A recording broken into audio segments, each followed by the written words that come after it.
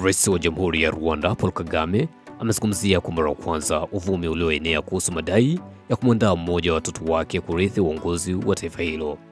Akihutubia wakazi wa jiji la Kigali, Kagame alikanusha vikali madai hayo na kueleza kuwa watoto wake ni raia wa kawaida wa Rwanda kama walivyo wengine. Watoto wangu ni Wanyarwanda kama wengine, wanapaswa kuishi maisha yao ya kawaida. Siwezi kupanga nani awe rais. Hilo ni suala la wananchi wa Rwanda na si la familia yangu, alisema Kagame.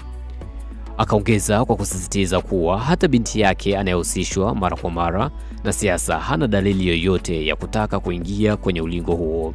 Hata huyo binti yangu ambaye watu humtaja sana, huenda hata hana nia ya kisiasa. Watu wanatunga mambo tu bila msingi, alifafanua Rais Kagame. Paul Kagame amekuwa madarakani tangu mwaka 2000 na ameendelea kuwa kiongozi muhimu katika kulijenga upya taifa hilo kufuatia janga kubwa la mauaji ya halaiki ya mwaka 1994. Kauli yake imekuja wakati ambapo mijadala kuhusu uongozi wa urithi wa madaraka barani Afrika imezidi kushiriki kasi, huku wananchi wengi wakihamasishwa kushiriki mchakato wa kidemokrasia kwa uhuru. Je, mtazamo wako ni upi? Hapo chini sema comment. Muhimu sana, tunasoma na kufanya kazi. Mr. Brother, that's my name. See you another time.